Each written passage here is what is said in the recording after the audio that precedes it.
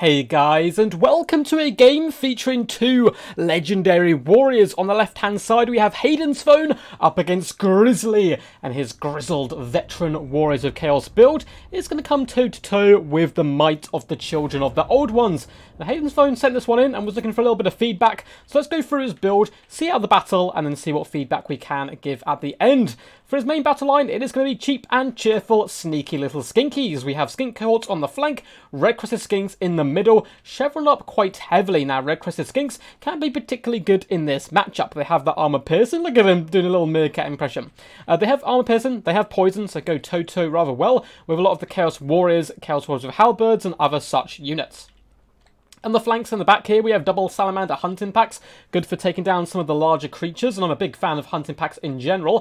And then we have triple sacred KROXIGOR, also known as Boxigor. These guys are the greatest earthbenders the world has ever seen. They will punch the ground, we'll try and catch it mid-battle, rocks shoot up into the air, and then they punch those rocks into the enemy. Some super cool animations on these power-fisted troops. We even have the cohort of Huatl here, who have a really nice armor sundering effect and magic damage, which can be quite useful, and a ridiculously cool colour scheme.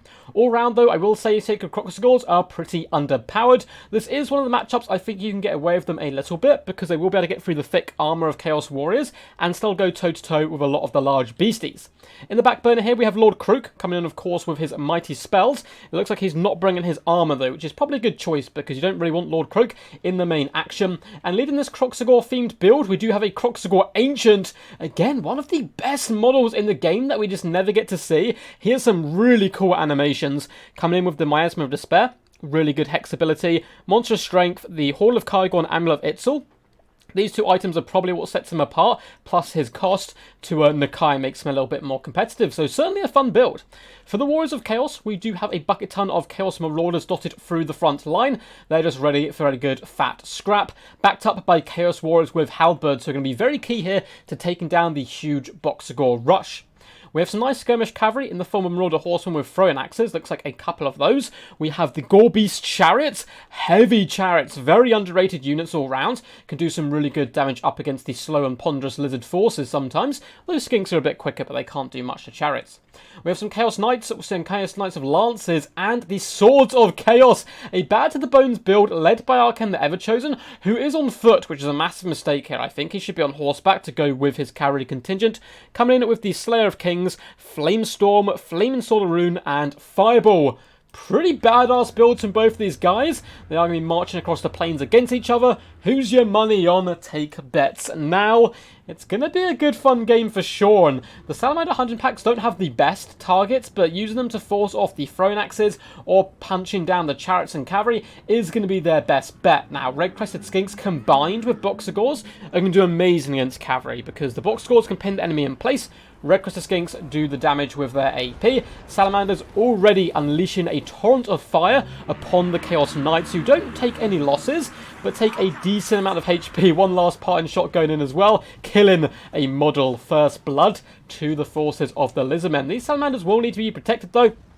They look like vicious, fire-breathing doggos, but in reality, they're rather squishy. So if any skirmishers get on them, they basically get butchered, which is a little bit sad, despite their okay stats.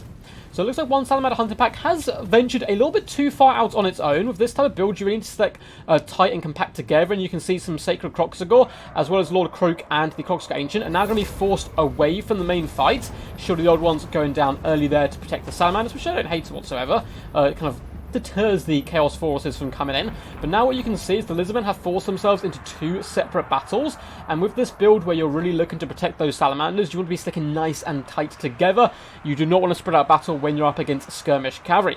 Skink cohorts and red-crested skinks easily going to be able to overwhelm Chaos Marauders, and the Sacred KROXIGOR are now getting it in the front line, using their earthbending skills to punch and pummel the Chaos Warriors to death. But nice play by the Chaos, deciding, where do I need my halberds, and pop them on top of those KROXIGOR. Though good micro by the Lizardmen player trying to pull those guys out. Over on this flank, the cavalry does commit to the fight. Looks like they're going to get hit by a big deliverance, although it's slightly misplaced there, doing some damage, but nothing crazy. And now the poor salamanders again absolutely run over, with only the KROXIGOR Ancient here for support. And yeah, he can do some pretty decent damage, and Amiel Vitzel's going to make him very tanky. He'll certainly be able to tear down a lot of this cavalry, but it looks like the Salamander Hunter packs have been dealt with rather effectively. Lord Kroak is also slightly isolated. That other unit, which was being used to protect, is now hunting down Archaon the Everchosen, who they will be able to do a decent number on. So KROXIGOR not faring too bad up against the Chaos Warriors with halberds, because of course they have massive armor piercing, but likewise they are taking a considerable amount of damage in return. Luckily, some skinks have managed to whip around the flanks, surround the halberds, and break them off. A beautifully cast deliverance is going down on these Chaos Warriors, should finish them off, and then that's the main threat to the KROXIGOR taken off the field, but not before they've taken pretty hefty damage, and there still is those pesky horsemen, which could be a bit of a problem. In the back lines, KROXIGOR Ancient is isolated and alone, but he'll be able to deal with the Chaos Knights of Lancers in sustained combat if they stick around, as he twirls his blade in there. And he's going to be punching and trying to rip these knights off their horses, drag them down to the mud, doing some good damage there. But he is isolated and alone right now. Luckily, Sacred KROXIGOR are bounding across the field to the cries of their lord, looking to come in and assist. And they certainly should be able to do that if they get the rear attack on these Chaos Knights. They're not going to be happy bunnies whatsoever, and rather wisely, the Chaos player decides, you know what, we don't want this fight, we're going to pull out, but not before taking massive damage here from the Sacred KROXIGOR, plus a well-timed Miasma Despair, slowing all these troops down. Really nice catch by the Lizardmen. Well, a few units who can come back on the flanks, Skinks, and a few Chaos units who have started to trot their way back. Skink cohorts trying to team up with the cohort of Huatel, as well as the Sacred KROXIGOR, to surround Archaon and beat him to death. Lord Kroak still looking healthy in the late game. Red Crested Skinks being used to finish off Chaos Marauders, and a nice catch. Red Crested have pushed the Horsemen. The opponent, obviously not having them on skirmish mode, has cost them a little bit here. One unit is going to be driven off, but the Red Crested Skinks most likely going to break as well. We're going for a risky deliverance here, trying to catch these units, but it is perfectly timed. Chaos Warriors and Chaos Marauders obliterated in glorious gooey pizza magic. And that was a nice little catch there, although I would have liked to see it a little bit more on the cavalry. But cavalry are much better at dodging, of course. And just like I say that we get another deliverance come down, these can't all be the medium and last blast. So it might not do too much damage if it is the smaller blast. Yeah, that looked like it was the small one, because it basically did nothing whatsoever. I always recommend doing the medium blast for the most part. I think it's the most cost effective. Cohort and Sacred KROXIGOR kind of fight on their own here, and the cavalry's been really used really well to bounce between engagements, never sticking it anywhere too long. But now they've got to deal with a full health unit of Sacred KROXIGOR, who are masters at killing the cavalry. And you can even see the KROXIGOR Ancient is trying to push his way through, hunting the Everchosen. Over here in the distance, Lord Kroak has been isolated, surrounded by Gorbeast chariots. There are some red-crested skinks who need to hop over here. They have decent AP, can certainly be used to hunt down the Gorbeast chariots, but there's a ton of horsemen, and I think this could be the end of the rope for Lord Kroak. Does get one last deliverance down, and it's gonna just about be dodged. A little bit of damage coming in, but again, seems to be the small blast, and the horsemen managed to escape, and down goes Lord Kroak, which is a sad day. Balance power is now turning against the Lizardmen with that loss as he floats up into the void once more, but he'll be back. Death isn't something which can hold someone like Lord Kroak for long. We do have some Salamanders come back into combat, in fact, with the Sacred KROXIGOR and the KROXIGOR Ancient. With Horn of Kygor popped, they certainly should be able to deal with the Everchosen. Miasma Despair has been popped, lowering his leadership. The Everchosen may be in trouble here. We also have the cohort popping over, who can come with some really nice armor sundering. And it looks like the battle has split into two minor kind of conflicts, but it is all now converging upon the Everchosen, with the Skinks being left in the dust. If we have a little overarching view of the battlefield, there is not much left to come back. Balance power is dead even. Salamanders do get in a few shots, and these guys need to stay out of combat, but they're charging forward instead. That's 6 Salamanders. They can certainly do some good burst damage to the Chaos Knights. Archaon does overcast and miscast, taking a little bit of punch there from himself, but a well-placed Flaming Sword of Rune is buffing up all his troops, allowing them to deal here with a lot of the KROXIGOR. But Horn of Kygor has been popped. These Sacred KROXIGOR are up to 64 melee attack, and they hit like trucks, butchering, pounding down the Everchosen. And it looks like the KROXIGOR Ancient currently holding firm. Very close game here. In the distance, we have Red Crested Skinks being taken down by Gorbeast chariots, which is good play here by the Chaos, stopping any units coming back into the play. And cavalry is so good in the late game, because for the most part, people tend to be injured. Leadership's a bit worse, so constantly charging in like this is a good way to break the leadership of KROXIGORS, who don't have the greatest leadership in the world. And it has certainly started to falter as the cohort with Cold-Blooded on them still look to be faltering. There's only 2 models, but they are applying Armor Sundering, which is huge here, as it is allowing that KROXIGORS Ancient to do a bit of a number on Archaon here. Take KROXIGORS down to just 5 models. We're going to be seeing a buff or debuff come down. No, it looks like... Is Archaon here? Where is he? Oh, he managed to escape. He wandered away, and in comes a Fireball. That's a nice little play, actually, by the Chaos, managing to pull him out.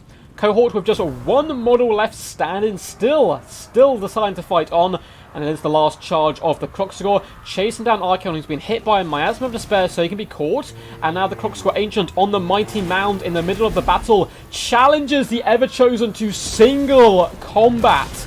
That is a brave Ancient KROXIGORS, and he just punches Archaon in the face, which is probably the most KROXIGORS thing you can do. The Ever-Chosen is down now to just 500 health, losing 400 per hit. So it's not looking good for him. Gorebeast chariots do commit to the fight. A well-placed Flaming Sword once again goes down, buffing up these horsemen to have actually okay melee stats. And once again, Archaon has managed to slither out of the grasp of the Ancient KROXIGORS. Gorebeast getting really low health-wise. There is not much left on the battlefield whatsoever. We do have some horsemen who need to be cycle charging here to lower the leadership of the Sacred KROXIGORS. They're kind of being buffed here by Horn of Kygor and Cold-Blooded. The Ancient destroys a chariot with a mighty swing here of his blade. And it looks like the Chaos Knights are starting to falter. 1,300 health left on the KROXIGORS Ancient. KROXIGORS have got a little over-eager and decided to push the Ever-Chosen. Slayer of Kings is active though, and another of the beasts falls. Only 2 of them left. Ever-Chosen is going to swagger away from the battle. 500 health left on him, but the Ancient KROXIGORS, though he may be able to actually beat all of this, if he stays and fights, is getting so beat up by this point and surrounded that he's actually going to break and run for his life. A valiant defeat by the Lizardmen forces, a insanely close game, very well played to Hayden's phone and Grizzly. So we're going to get into a little bit of feedback in just a second, as well as looking over all the damage value and damage value and all that good stuff in just a second. Very interested to see how the KROXIGORS did. But if you guys did enjoy, feel free to leave a big fat thumbs up and subscribe as well for more glorious Total War Warhammer content.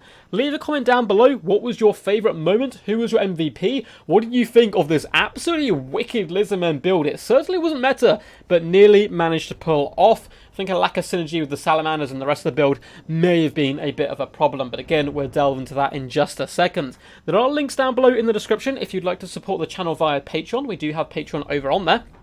I also have links down below to Nexus in case you want to pre-order any games or order any games in general. You can do it through there. It gives a little bit of money back into the channel. And there's a link to my Discord where you can submit replays. You can chill out with a load of cool people, hone your skills, practice the game, and as well see a load of cool pictures of ducks and stay up to date with the channel. But on to the good stuff. So first and foremost, what do we think of Hayden's Phone's build? It's really cool. It's we'll go through the damage value of it first, actually, just to see what worked and what didn't. So KROXIGORS Ancient, I like him in this matchup. He can even beat down Sigvald if you combine him with like a Feral Stegodon, for example, and pop that Horn of Kygor. So I think he's good. Now Lord Kroak isn't particularly competitive, mainly due in, or at least like tournament play, because most tournament players have relatively solid micro, and his big boom shots just often get juked. The one problem I think Hayden's Phone did with him, he was definitely using some of those small blasts. Always use the medium one, in my opinion. I mean, if you've got a really juicy target you can guarantee to hit, the big blast can work as well. But the medium one, I think, is the best damage value for kind of cost of Winds of Magic, because the smaller one just doesn't do enough at all. The little skinks making it wider. The red skinks did decent work here. 800 damage value, 661, 625.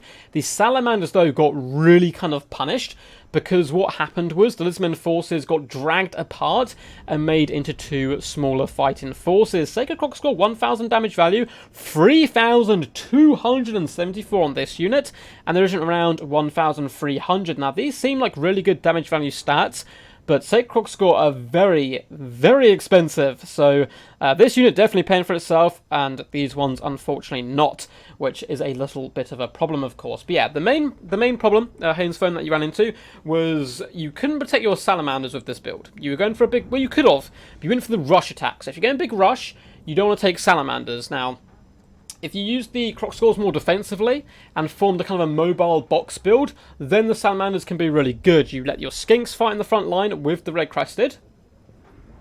supported by Lord Croak, which would do fine up against the majority of this front line.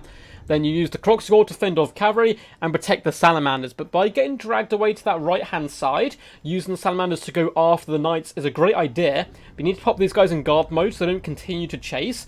I do like the attempt to save them, pushing over the ancient as well as the cohort.